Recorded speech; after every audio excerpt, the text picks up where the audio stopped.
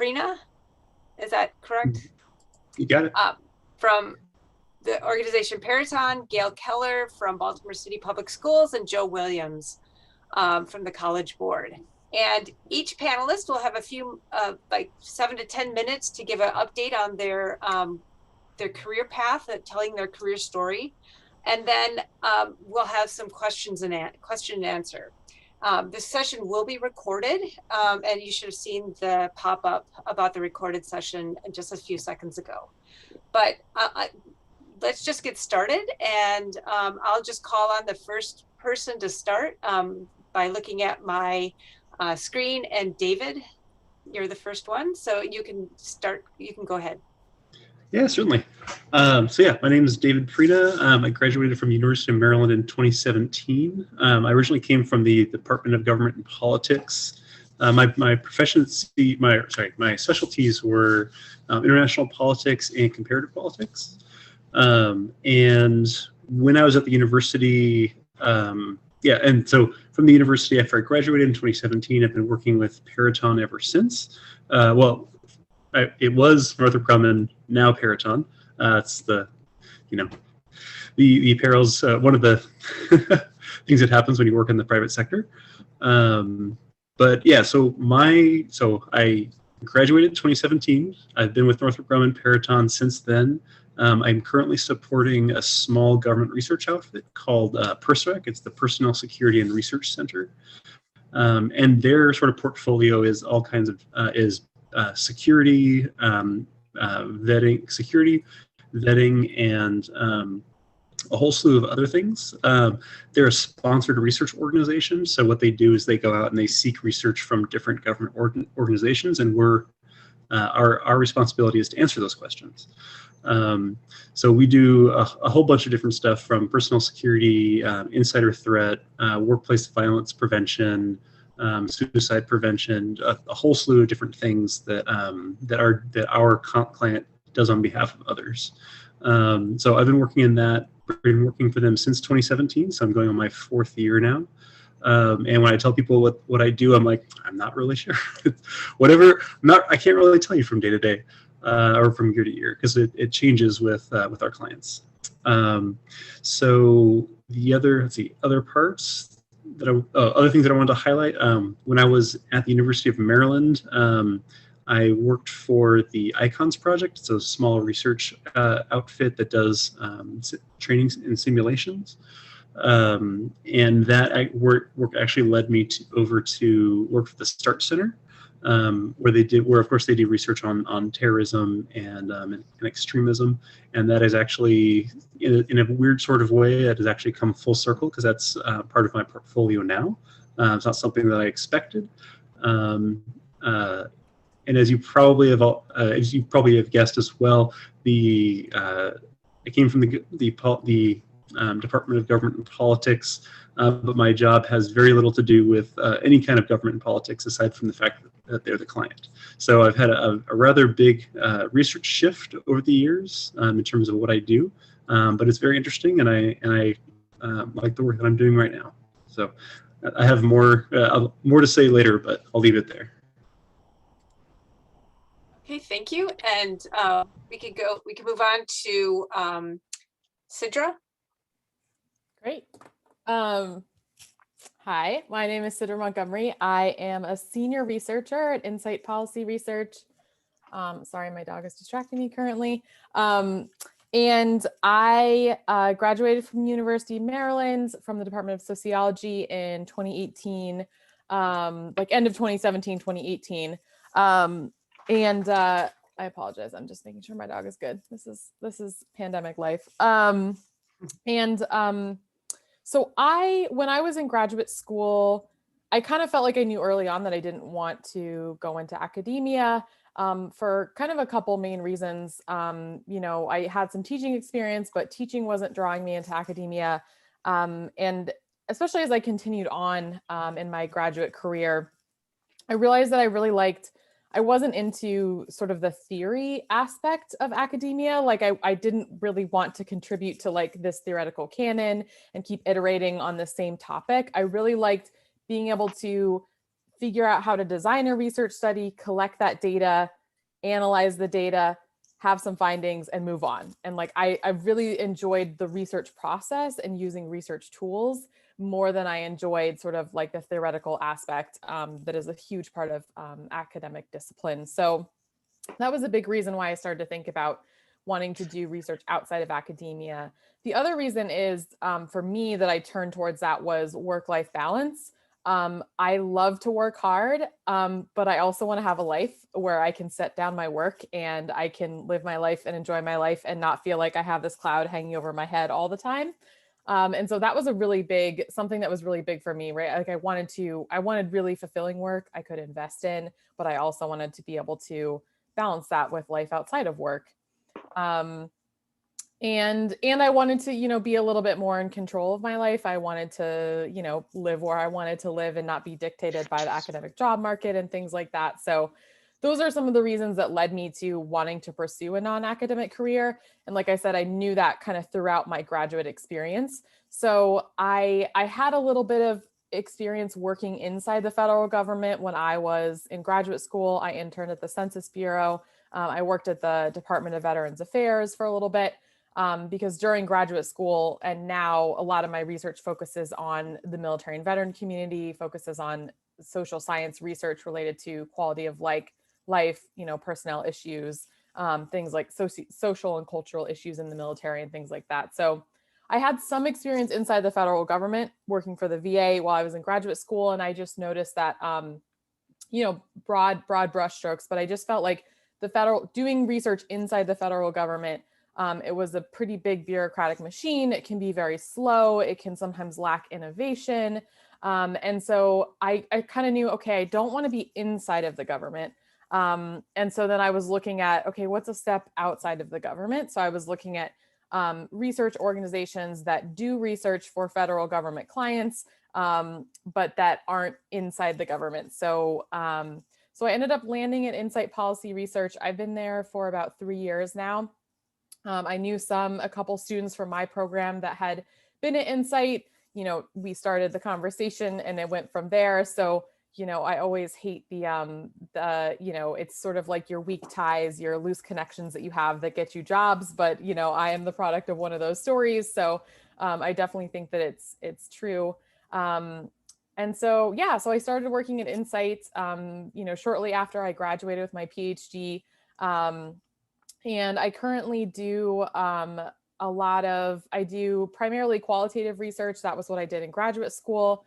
I still do that a lot in my job today. And I'm here to tell everybody that you can do qualitative research outside of academia. It's a thing. People want it. So I'm happy to talk more about that later. So now in my work, like I said, I do a lot of, I started, kind of being a team member on projects, but now I've really moved quickly into leading a lot of projects. So I lead some of our work related to women in the military, sexual assault in the military, military families, examining risk and protective factors. And I also branched out into doing a little bit of research in food insecurity and food nutrition assistance programs like SNAP and WIC. So I think that's like kind of the high level overview of me. But I'm a really open book, so I'm looking forward to more questions in our discussion. Okay, thank you. Joe? Great. Hi, everyone. Good to be with all of you. My name is Joe Williams. I graduated Maryland in 2014 with a PhD in higher ed. And a little bit about my career pathway. I first started working at Maryland before I was doing my PhD in the undergraduate admissions office, and worked there for about 6 years and obtained my PhD along the way. And most of my work and still today is in college admissions. And I have always been a practitioner and done a lot of quantitative analysis, a lot of predictive modeling of what students are likely to apply to institutions to enroll at institutions and then succeed at institutions. So after I was at University of Maryland and I got my PhD, I worked for a number of years at IBM and then a small private consulting firm doing higher education analytics, essentially in the areas of student success, applications of success. I'm now at the College Board, which is a company that everyone hates. It's the company that makes the SAT and AP, but I promise we're about student opportunity. We're not about making you hate taking exams. I've been there about 5 years, and I work now with admissions offices across the country to use AP exams, PSAT, SAT, but also beyond that, how I create quantitative tools that admissions offices use to find students. So you might recall those postcards or emails you got when you're in high school for colleges that were going to recruit you. I help admissions offices across the country figure out the students that are most likely to be interested in their institutions and succeed, and help them with tools and models to find those students and admit them and who are going to be successful at their institutions. So for me, I always knew that for the most part, I did not want to teach or be faculty, and I always enjoyed the practitioner experience. For me, getting my PhD was very much about the credential in my field, and knowing that I might end up back day on a campus in a leadership role in an admissions office or an enrollment office. I knew it was an important credential to have, and I loved the topic as well. So it really helped me in my career, and it continues to help me now. So I work. I'm not on the research team where I am, but I work hand in hand with them, and I'm in a unique position where I understand all their research, and I can work with business analysts and others to ask the right research questions and understand their analysis, and then interpret it for others as well, which is I think a skill set that's not too common. I think a lot of people go the like hardcore research track, or or not. And there's not a lot of people that can kind of bridge both the business needs and the research questions and then outputs of and outcomes of those analysis to really make it work. So I consider myself someone that's almost like an MBA in that sense, but I have such a subject matter expertise in higher education and admissions and enrollment to allow me to find a niche in the marketplace. Okay, thank you. Our next panelist is Gail Keller. Hello. Yes, Can hi, you hear Gail. me? Yes. Hi. I retired this year during the pandemic year. I got my PhD in 1996, and I was in the counseling and personnel program.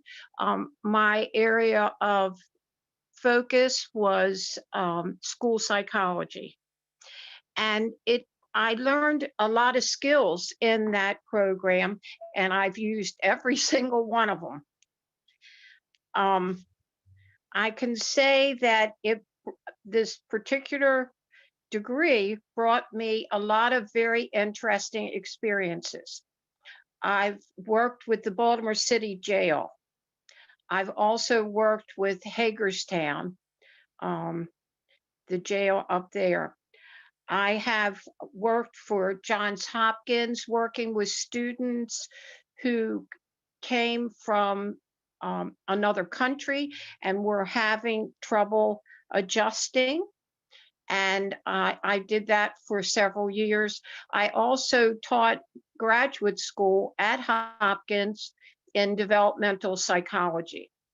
I also worked with a group of students, master level students at Towson State that were ready to graduate. And we just had this little group for about a semester, and talked about the kinds of problems they might meet and the things that they were meeting in their internships. My major job was at Baltimore City Schools. I worked there for almost 30 years. At the same time, I did some contract work for Frederick County, Montgomery County, and Wycomico County. So I've had a lot of experiences, some which I expected to have and some which I didn't expect to have. The population that I serviced was always different in each of the areas. But the skills that I learned in the program held up, mainly testing, cognitive testing, and emotional testing, working with parents many times, having counseling case loads, and working with kids trying to graduate or trying to adjust to school, and many other things that you just can imagine. I could write a book. So I just want to say it was a wonderful program at University of Maryland.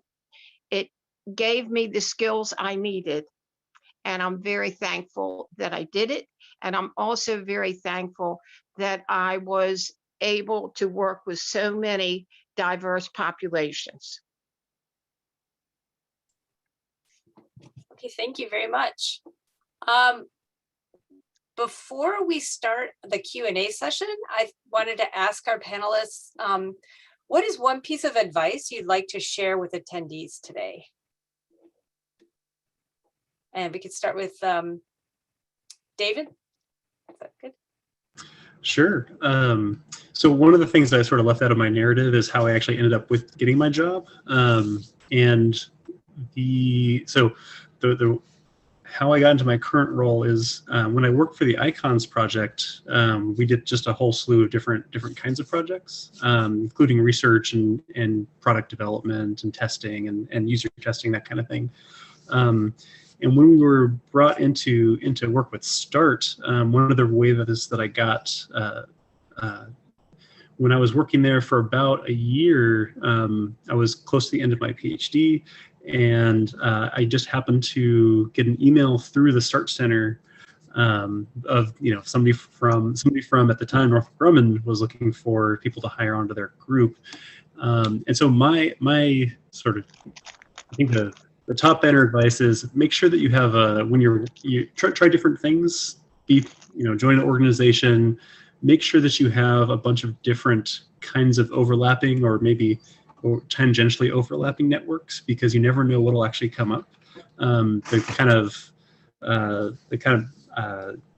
metaphor that I like to think of is, you want to roll a dice in terms of like getting a job. Do you want to roll a dice once, or do you want to roll it a bunch of times in order to get success? And so I think having experience in an organization like Icons and START both gave me opportunities, but it also gave me some training. So I think that if you have the chance, definitely work for an organization, join on to some sort of research, even a small research outfit. It's very interesting and can open up doors unexpectedly.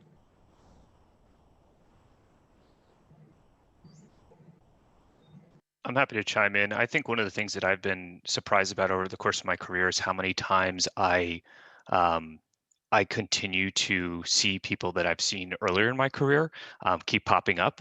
I think as you get further and further into your career, and even if you're not like too narrowly focused, you're along a certain career path, and you'll cross paths with a lot of people often. And whether that means, to David's point before about like, trying to find a different job or connecting for career purposes, or just frankly, when you're working together, how how people will work and the strengths and weaknesses they have, and just the positive relationships you might have to just know a friend or someone you've seen before, and it might be 5 years later or 10 years later, but that's really meaningful, and I think will always help. I so often in my job, we're brainstorming who we should collaborate with across the country on certain topics, and just the names and the people over time you get to know better and better, personally and professionally, and that goes a really long way and will help you in your career and your networking. So I don't know what the advice is there. It's just more maybe an insight that I've seen, but maybe someone else smarter than me can figure out what the advice is behind that. I totally agree on both of your points about like the importance of networks. And I too have had similar experience where like my networks are really powerful. And I didn't even realize until the very end of graduate school that I even had a network. So I think sometimes it's helpful to step back and think about, yeah, I do have a network, and I can rely on those people, and I can reach out. And, that has really helped me in my job, because I've come into my company and helped build out this military and veteran research portfolio. And we've relied on some of my contacts to help us build out that work. And, so I totally agree with all of that. I think my biggest piece of advice is, I think sometimes PhD students or new PhDs can feel like, is my PhD valuable outside of the academia? How do I use this? How do I apply this? Am I overqualified? Like, there's just a lot of concerns there. And I'm hoping that, the silver lining of the pandemic and sort of the a little bit disintegration of the academic job market is that, yes, PhDs are very, very valuable outside of academia. And it can be in something that's more like hard research applied, like I am, or, Joe and Gail both spoke to sort of how you can use PhD skills in a variety of different ways in different industries and applying it. So I just think that's always one of my standard advices, is that, like, your PhD is so valuable outside in so many contexts. And it's hard sometimes to realize that when you're in this like tunnel of, this is the one thing you do with your PhD.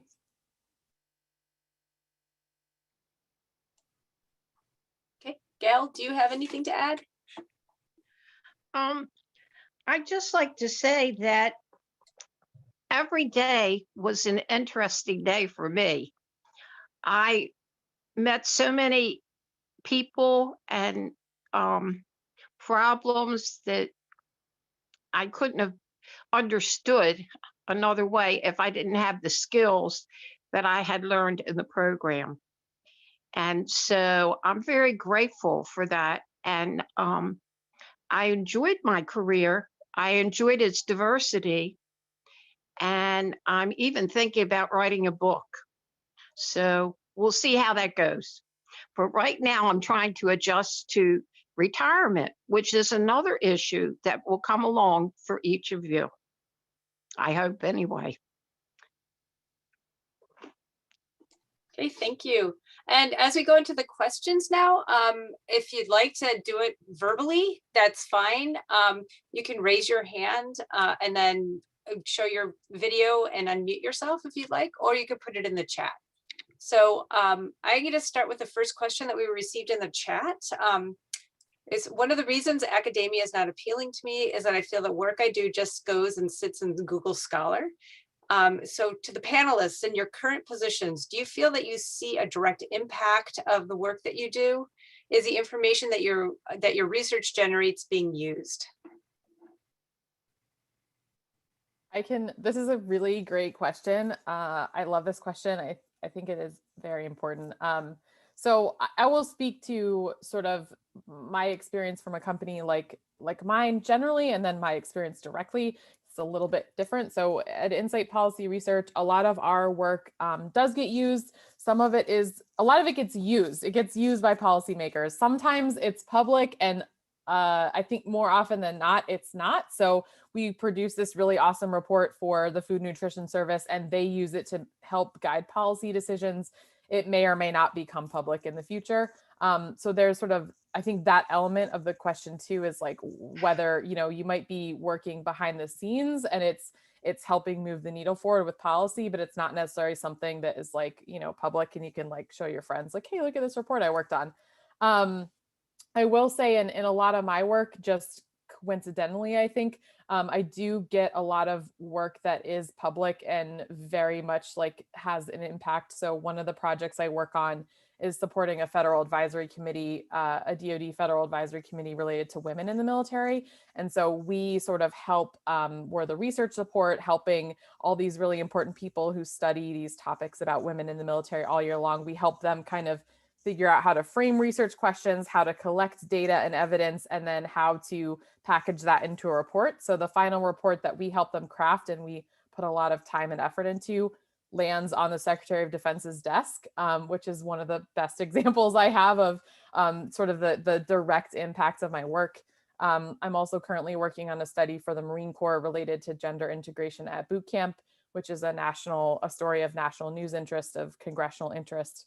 And so I think like I said, a lot of my work has luckily just ended up, it's a lot really direct and applied, and you can really, really see the impact. But I would say our work definitely gets used. It's just sometimes it's not always used publicly.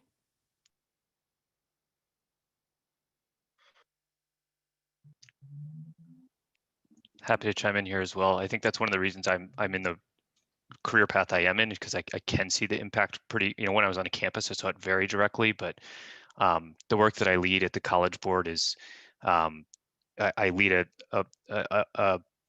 I lead a project that provides admissions offices with a tool where they can evaluate students' high school accomplishment in the context of where they're living and coming from. And it does that to identify students primarily. It helps colleges with their mission and access focused work.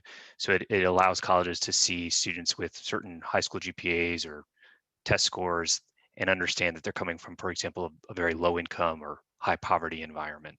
And about a year and a half ago, it took a ton of flack because the Wall Street Journal made this huge splash about how we were changing kids' SAT scores, and basically a bunch of people were mad that we were somehow disadvantaging the privileged out there, and that's too bad. I don't care, but we have 180 colleges that use this tool, and we see that for these colleges that use it, that on average that they're admitting kids from low-income backgrounds 2% more than they were before they were using this stuff, and it's freaking awesome.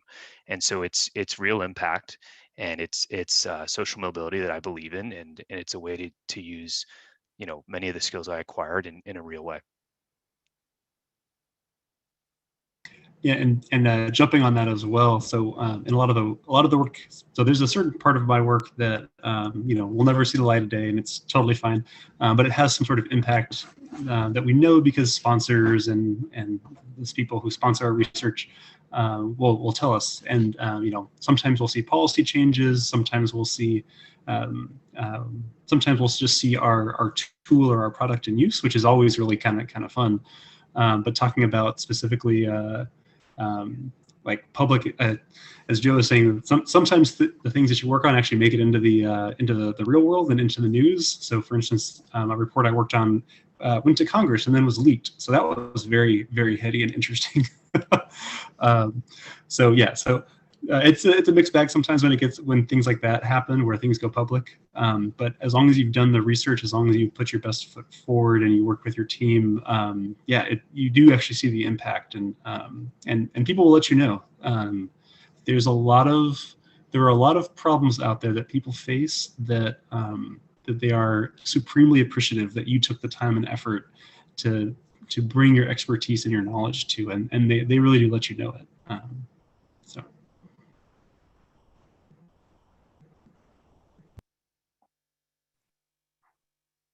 Okay.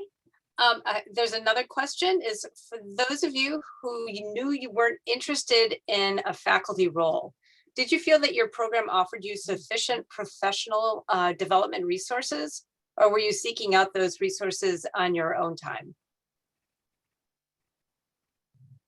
That's interesting, because the people I looked up to in the program were faculty, and that's not the role I wanted, but they brought in alumni fairly often to come into class, not fairly, I mean, sometimes to come into class to speak to us a little bit, but we're very, very open in connecting us with alumni that in all different tracks of work.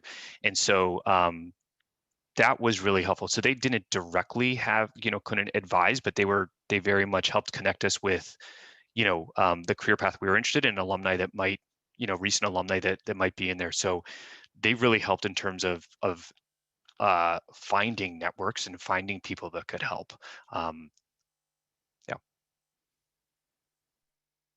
So I would say that my experience is a little bit different. So I would say it wasn't like actively discouraged, but it was not the way that Joe is describing in the sociology department when I graduated.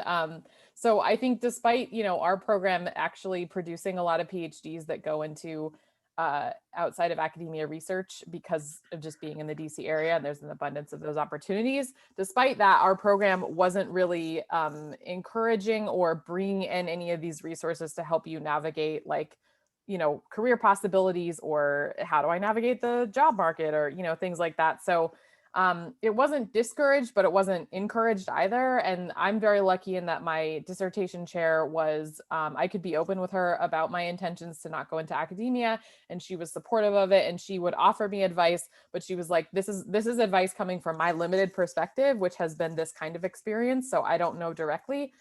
So I had to seek a lot of those resources myself. And, 3 years ago, there wasn't this amazing, wellspring of information that Susan and Blessing have been working on for quite some time. So there wasn't a conference like this, like we didn't have this kind of stuff. So I definitely had to seek that type of support and resources outside of my department. Yeah, and speaking from my experience, we one of our faculty members sat us down and was asking graduate students. I think this was in my third or fourth year. Asked us. We were asking questions, and we brought up this issue of the job market, economic job market, and how few jobs there were, and other possibilities. And the answer of this faculty member was, "Well, if you're in a PhD program, you should. Why wouldn't you go for a professorship?" So the resources we had were very few, unfortunately. And thankfully, Dr. Susan Martin and her team was just getting started around the time I was graduating, or had to think about graduating. So for the most part, I had to do most of the stuff on foot myself. But I had a lot of help from Dr. Susan Martin and her team. So so she was a great resource, and I've been her evangelist ever since. So.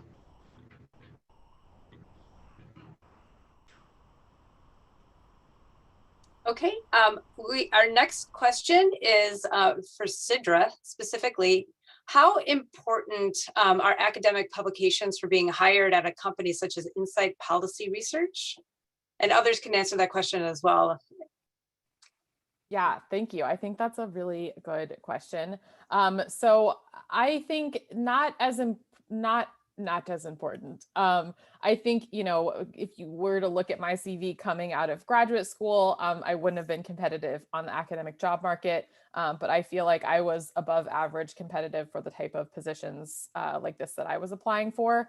So, I think certain organizations prefer more publications than others. Like, I received some feedback talking with colleagues at RAND that, I like a solo publication or another publication would have been helpful to help me be more competitive at an organization like RAND. I think they really they place more emphasis on that, and one of the purposes is just to see that you can start and complete something fully. You can but in terms of my organization and others, what I know now, I don't think it's not as important. I think it's good to show that, you can do that kind of work and you can do that kind of writing. But I don't think it's critical. I think there's a lot of other ways in which you can talk about skills, your research skills, your methodological tools, your experience with project management. You may not think you have experience with project management, but you definitely do. You can highlight those kind of things, and those are incredibly important. So.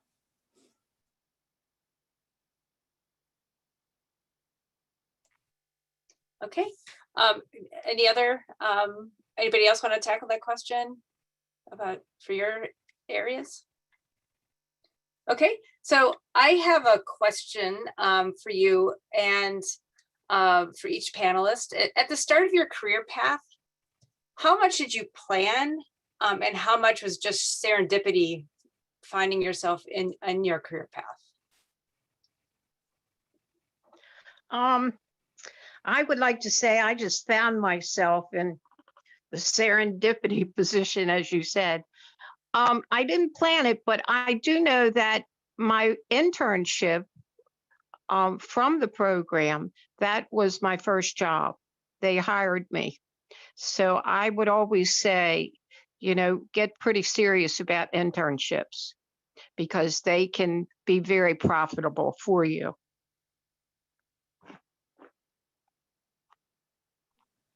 I just want to echo that point on internships. I think that's a great point. I agree, internships can be really helpful. And even if you don't directly benefit from an internship for a future job, it's really helpful in helping you think through are these things I like doing, or are these things I don't like doing? And that's like being able to understand what it is you want in your career and what you don't want to do. That can really help you kind of limit down, you know, sort of your options in terms of what you're pursuing. I think mine was more planning with a little bit of serendipity. I think I sort of knew, again, I wanted to work outside of the federal government, but with a research organization. I wanted to hopefully stay on the topic of the military and veteran space, but was open to other areas. So I kind of just, it was a blend of some of both, I think, for me. Yeah, I'd echo internships as well. I did an assistantship in the admissions office, and that's how I ended up working there for a number of years afterwards, full time. And you know, and throughout my career, I've seen and supervised so many interns, and it's easy to remember the interns that killed it and did a really good job, and that if there was resources or funding, we would say we can't lose this person, right? We need to hire them. And I've been in so many conversations like that, but other times when it's hasn't really come up. So even if it's unpaid or whatever, like if you're really interested in what you're doing, I'd push hard and work hard and be open with conversations when appropriate to say, hey, like, have interns ever been hired after this, you know, after they graduate or after this, you know, the internship is over? Because, you know, you just never know when someone else is going to leave the company or a position will open up or whatever. But that's oftentimes an easier foot in the door if that's a place you like to be.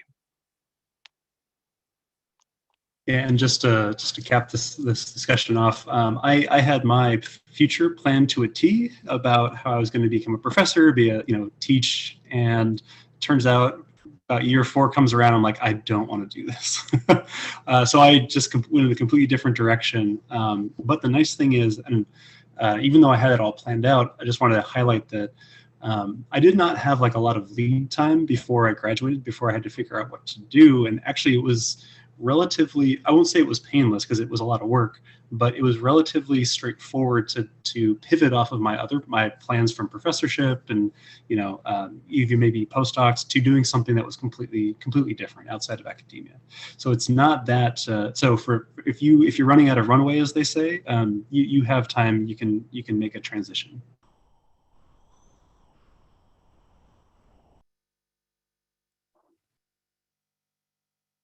Okay, another question is, what was your transition like going from a student to an employee?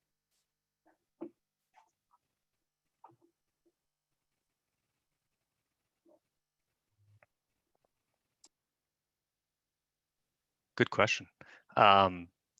Is there a particular concern, I wonder, or I don't know. I guess I don't know if I had a too hard a transition because I was doing an assistantship. I was surrounded by a lot of people that were working full time, and so I'd gotten a sense of that path. I found it a lot easier than school because I had a little bit more time personally than navigating everything with school. For me personally, school was hard because, there was always something to read or something to do. Whereas in a job, there was just more traditional time, time and kind of boundaries. So for me, it was, in some ways, it was a little bit easier, but I think that obviously depends on personality a little bit. I agree. I agree. You had more me time, that's for sure. And you didn't have to drive as far every day, or at least I didn't.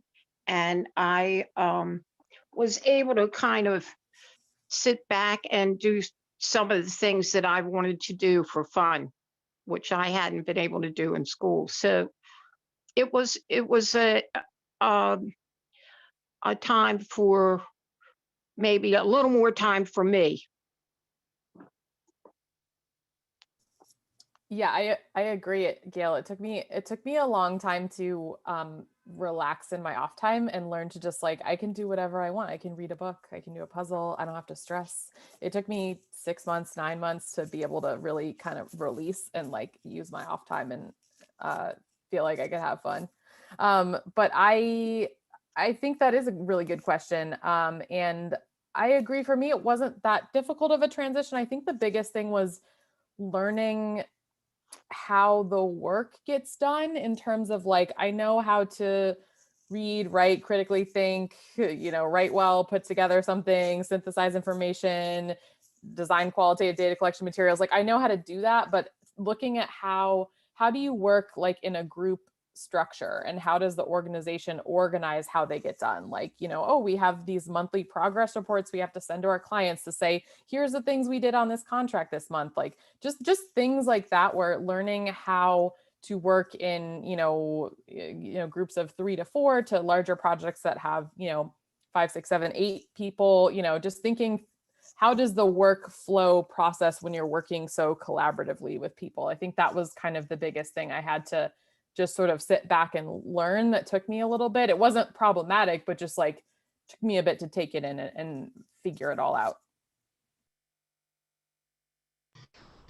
Yeah, and for I have to echo the same thing. Like, once the transition, it's not, a lot of it is just learning how people do different things differently at their organization. So learning the lingo of like project management stuff, like budget, schedule, deliverables, all that kind of stuff. Just learning how, like Sidra was saying, learning how they get stuff done, because every organization is going to be different.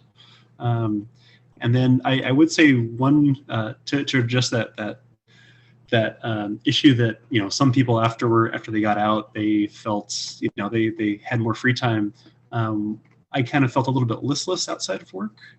So what I ended up doing is taking up my own sort of creative projects, and so I do creative writing on the side, just for fun in my free time, and that really does help with that transition.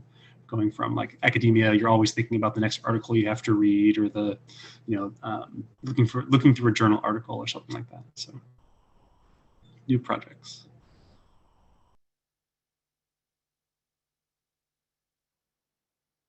Okay.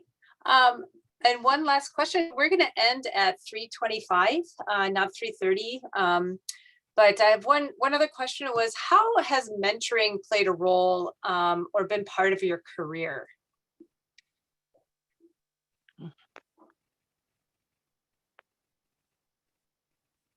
I think for me, mentoring has been critical. I have a couple, I feel like my dissertation chair was actually a really good mentor to me. So I'm very fortunate in that aspect. I know people don't always have those experiences.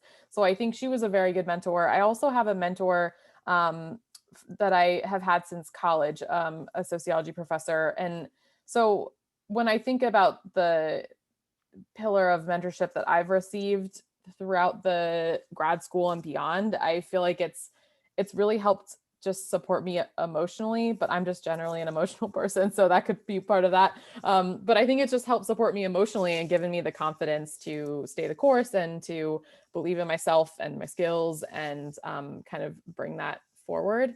I think at my job now, mentorship is huge. I work at a small business. So we have around 70 to 80 employees, which doesn't sound small, but it is. And what that allows is for me to get a lot of really close contact with senior people. So I work very regularly with a lot of our senior leaders and directors and vice presidents. And that mentorship is huge because I get a lot of like on the job learning, direct contact with them. And so that mentorship has been able to really help me develop my skills in my career so far.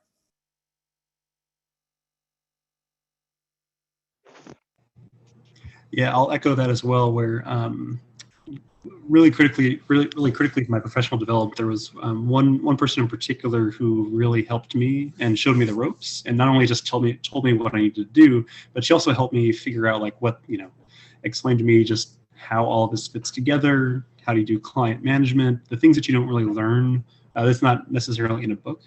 How do you manage a client that's really tough. So those sorts of things were very helpful. So yeah, mentorship is critical because not everything's written down in a book, and you have to learn it by doing.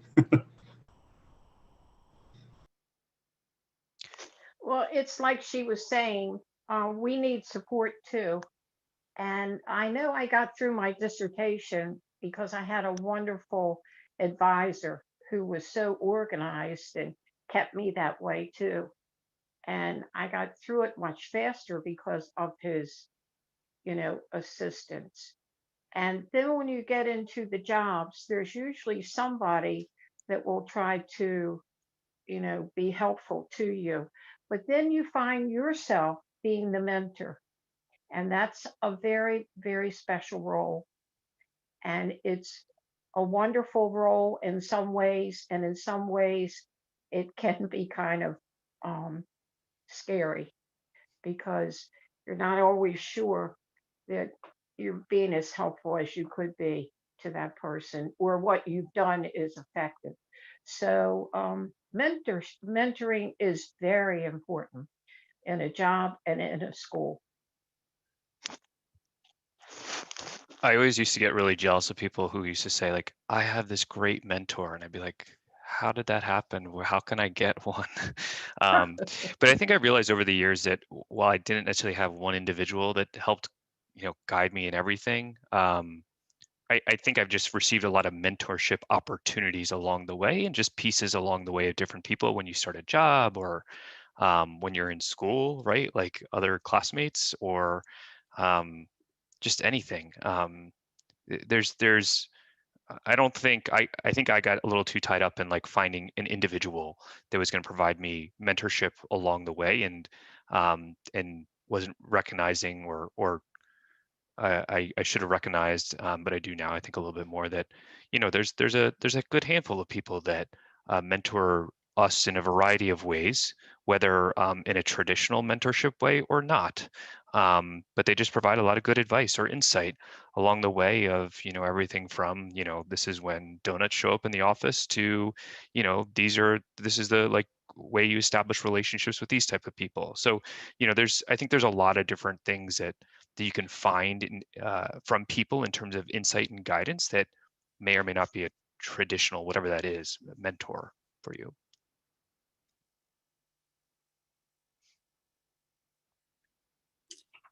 Okay, thank you everyone for sharing your stories and your career paths. I think it's been very useful, and it seems like a lot of themes kept coming up.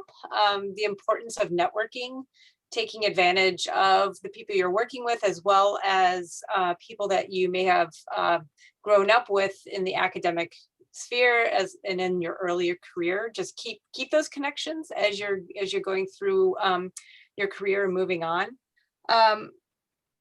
And also the other advice was to have many different networks and to get involved in different organizations that you may not necessarily immediately think you fit in, or you're just interested in, but branch out and join different organizations, get involved, and that it helps to expand your network. And internships matter. And if you have that opportunity to do an internship while in your academic program, it could lead to a job, or it could lead to connections for another job, and definitely valuable skills. So those are just some themes that I was hearing during this panel presentation. And as we're getting ready to end, is there anything else that our panelists would like to add as a going away message for our attendees? You can always change jobs or careers. Nothing's set in stone. Yeah, that's a great one. I think you just need to think about what is the next thing I want to do. That's the only thing you need to focus on. You don't need to focus on what am I going to do for the rest of my life. I think something that I was thinking earlier that hasn't come up necessarily is that there is no, like the job market is always open for non-academic, all these other opportunities. There is no like season that it's open, that it's more, it's always going. So that's just something to remember, I guess.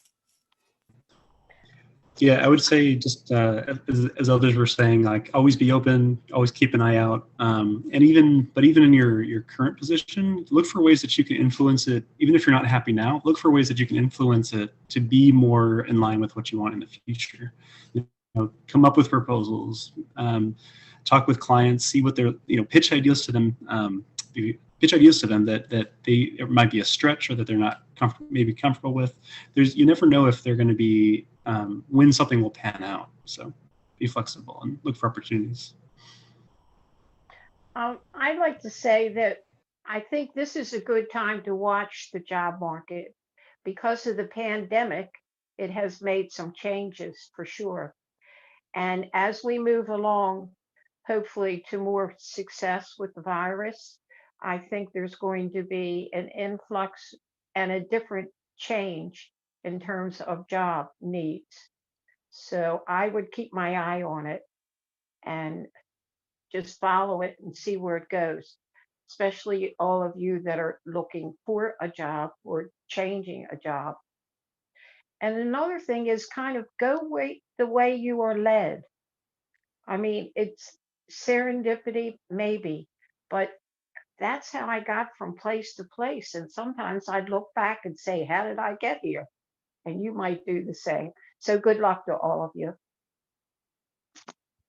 I want to build off something that Gail said. I think also, sometimes I mean, now we're however many months into the pandemic, but I think sometimes there's this impression that like, because a lot of industries in the pandemic are suffering, all of them are suffering. But I don't know about the other panelists, but we have continued our work.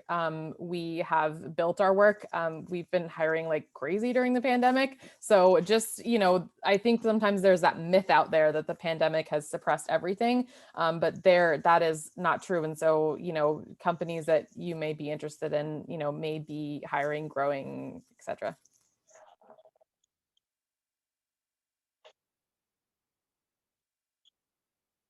Okay, well, thank you all. Thank you very much.